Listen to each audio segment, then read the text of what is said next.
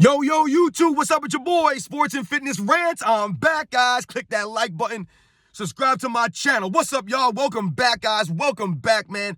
Got another great video for you guys today. As usual, you guys know the deal. You know what we're here to do, man. We're here to celebrate Michael Jordan. We're here to celebrate the 80s and the 90s, right? Put some respect on these men. Put some respect on the era. You know the lies that's out here, guys. Right? We will not allow it to stand any longer. We will continue to educate. And I want to thank all you guys, man. I mean, my goodness, guys. It means a lot to me, man. I always want to big you guys up, man, because like I said, it matters to me. And you know what I've noticed about a lot of you guys, man? Most of you guys, 99% of the people I see in my comment section, you guys are educated basketball fans. You're fans of the NBA. You're not just fans of one particular player and you crap on everybody else. And you guys understand the game. I can see it in your comments. And you know what, guys? It makes me feel good because the people who are in my comments, the people who are watching my videos, are real educated fans. Which means I'm attracting real, actual NBA fans. People who understand the game of basketball. Right? So much respect to all you guys, man. And in this video, we're going to continue with that series, right? LeBron James and Michael Jordan, and how you always hear LeBron James a greater all-around player than Michael Jordan. We know that's not true, guys. And in this video, we're going to speak about the ball handling of LeBron James, or the non-existent ball handling of LeBron James versus Michael Jordan, guys. We're going to talk about that briefly. And you guys know what to do, man. Turn that volume all the way up. Hit that play button. Remember, these videos are for educational purposes. And let's roll. Let me get some water real quick, guys.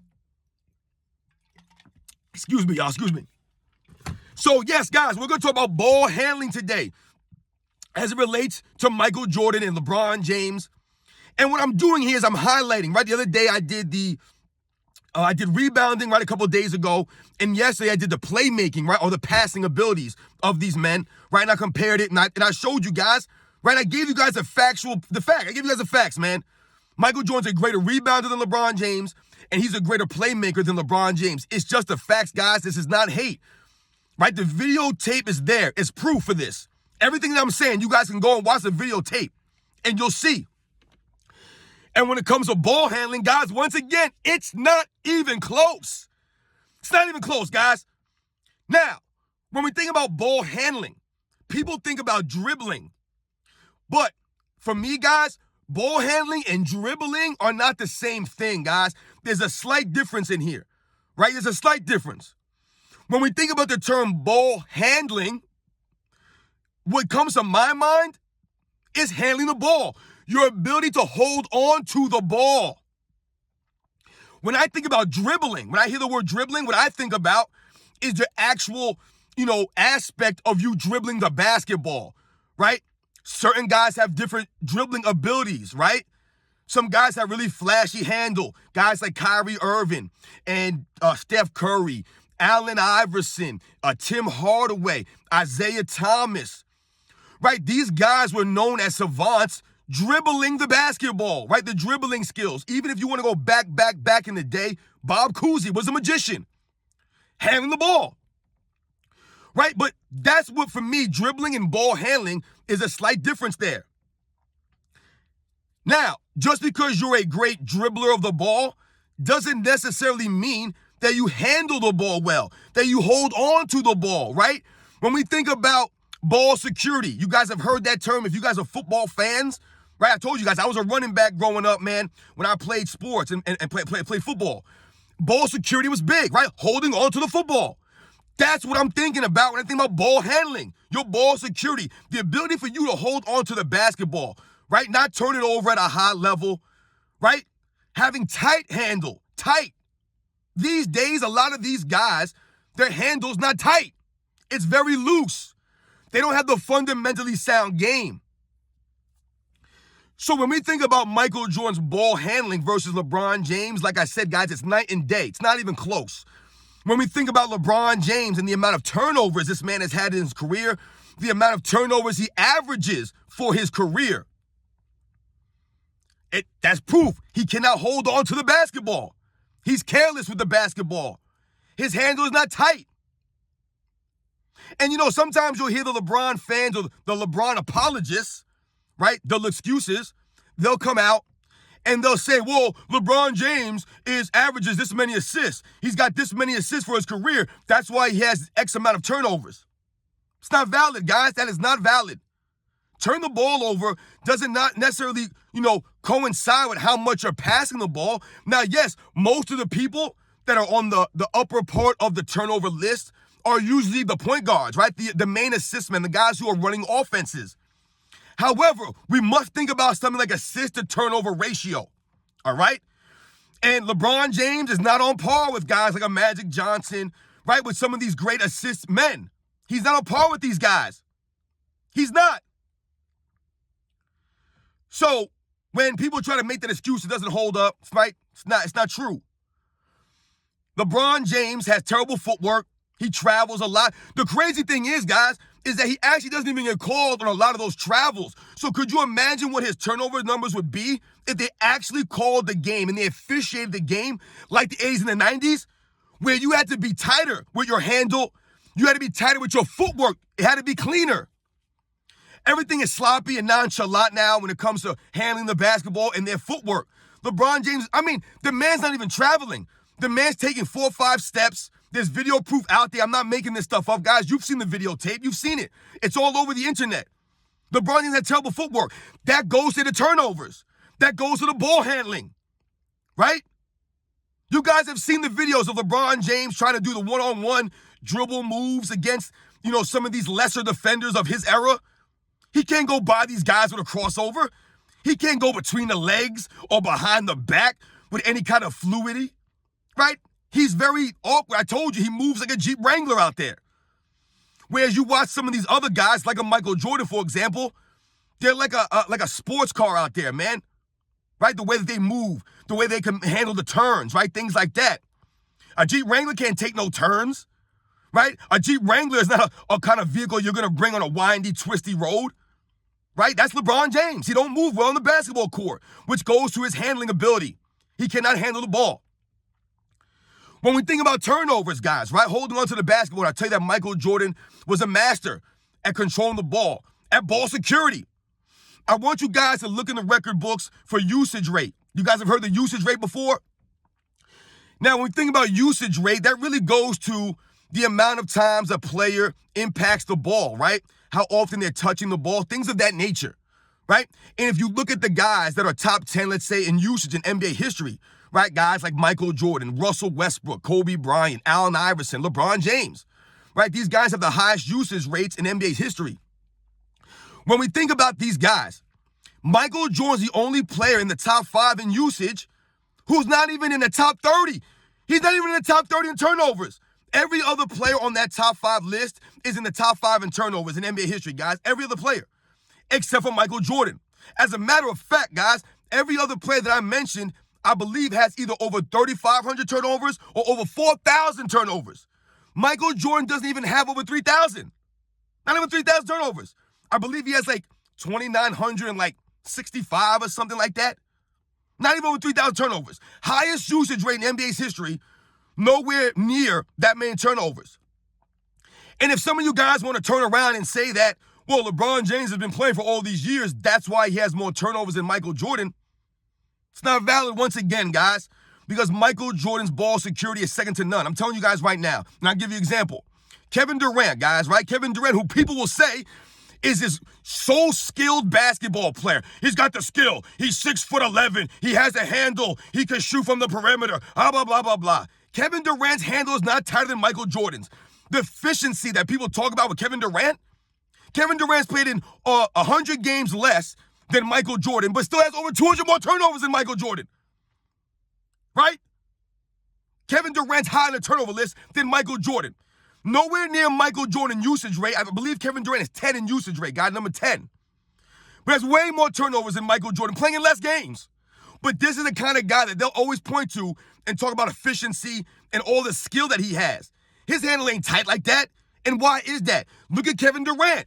Look how tall he is. Look how long his arms are and his legs are. How are you going to have tight handle when all your dribbling moves are sweeping from one side to the next? These guys in the 80s and 90s would eat Kevin Durant up alive. He wouldn't be able to handle the rock against a Muggsy Bogues or a Joe Dumars. These guys with a low center of gravity. They would be picking Durant's pocket all day. He would not be able to dribble on the perimeter against those guys of that era. He wouldn't be able to. His handle's not tight like that. And where's more evidence of this? No need to look at that series against the Boston Celtics a couple years ago, right? When he was on the Nets and they got crushed by the Boston Celtics, this man was averaging like 7 turnovers a game. He couldn't even dribble the ball off the court. Marcus Smart was ripping this man apart. Marcus Smart, guys, and I give Marcus Smart credit. He's a solid defensive player. But let's be honest, guys. Marcus Smart would not be a Defensive Player of the Year award in the 90s or the 80s. He would not. He's not better than Sidney Moncrief or Alvin Robertson or Gary Payton or Michael Jordan or Scottie Pippen or Joe Dumars or Dennis Johnson. Any of these great perimeter defensive players. Marcus Smart's not on their level. That takes away nothing from him. But that just shows you Kevin Durant couldn't even dribble against Marcus Smart. You think he's going to be able to bring the ball up against Scottie Pippen? You think he's going to bring the ball up against Michael Jordan? Right? So it's not valid about the games played and things like that. I told you Michael Jordan played more games than a lot of these guys, but he's way, way lower on the list. The man's like 34th. And he's going to continue to drop down that list as these new age players continue to turn over the ball at a high level. Guys like LeBron James. Turnover machine. What kind of dribble moves have you ever seen LeBron James do? He has zero bag on the offensive end, guys. The video proof is there. The man has no moves dribbling the ball. Look at his dribble. It's awkward. It's clunky, right? He's always losing the ball. He's always stumbling and bumbling. I've told you about this. Now look at Michael Jordan, guys. Look at the video footage. Michael Jordan has a move where he goes behind the back and catches it in the same hand. That's right, guys. Think about that. When you dribble behind the back, you normally will dribble from the right hand, right, and he'll come over and you'll catch it on the left hand. Michael Jordan, I've seen him do this several times in games where he goes around the back with the right hand and catches it in the front with the right hand. On a break, on people. LeBron can't do that stuff. We think about Michael Jordan with the between the legs, the move that he put on Larry Bird. I've seen Michael Jordan do that several times, guys. LeBron James could have dreamed about doing a move like that, a double through the legs.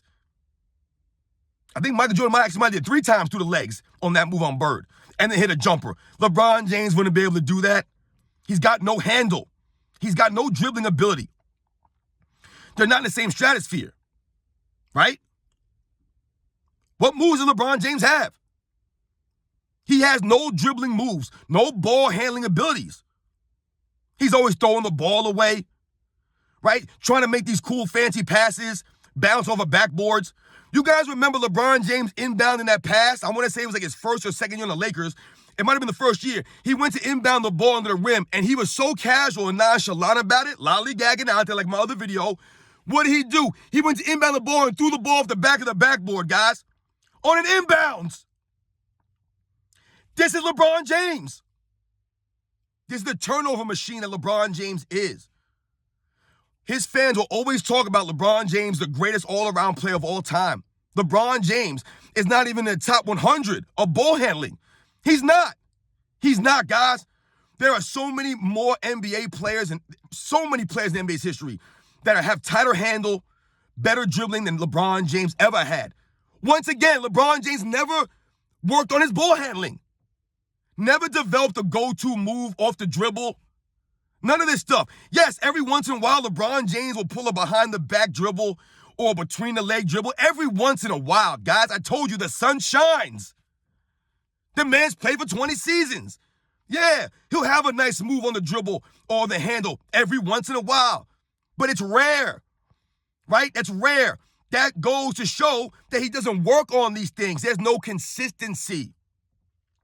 Whereas Michael Jordan, you could tell from year 1 to the year that he retired, for the final retirement in 98, from 85 to 98, you could clearly see in the video footage that Michael Jordan's dribbling became tighter, became more efficient, right? I told you, Michael Jordan didn't waste dribbles out there. That's why when I hear people talk about Michael Jordan's dribbling these days, oh, Michael Jordan couldn't handle the ball, he couldn't dribble. Where's your evidence of that? There's no evidence of that. I told you, just because Michael Jordan wasn't doing all this wasted Kyrie Irving dribbling, and I take nothing away from Kyrie Irving or Steph Curry or any of these guys who like to dribble the ball around. But what are they doing? Michael Jordan didn't need to dribble all those dribbles to get a shot up, to get open, right? To be effective. He didn't need all that nonsense, right? Michael Jordan had zero wasted movement. And I told you, why was that? Because the man had played both sides of the ball. He wasn't resting on defense to work on offense. He wasn't resting on offense to work on defense. The man gave hustle on both ends for the entire game, for the entire season. Right? Kyrie Irving ain't playing defense, so he could do all that dribbling and spend all that energy on the offensive end. Like I said, not a knock on him. That's his game. I get it. Same thing with a Steph Curry. He's not playing defense at a high level, so they could do all this dribbling, right? James Harden, even though I do not believe James Harden could dribble whatsoever compared to a Steph Curry or a Kyrie Irving. I'm not putting him in that class with them. James Harden is the epitome of the rules not being enforced in this era, right? The palming all the time, the carrying, the traveling, right? The man does a step back by taking 4 steps. Never gets called on it, right? But James Harden is one of those guys where he's dribbling the ball all over the place. Michael Jordan never needed to do any of this stuff, right? James Harden ain't playing defense, right? So he could do all that dribbling nonsense. You guys ain't putting no effort on the defensive end, right? That's the difference we must think about here, guys. So yes, guys, once again, we clearly illustrate and highlight that LeBron James is nowhere close to Michael Jordan when it comes to ball handling or dribbling of the basketball, right? They're both not the same, but they're both related.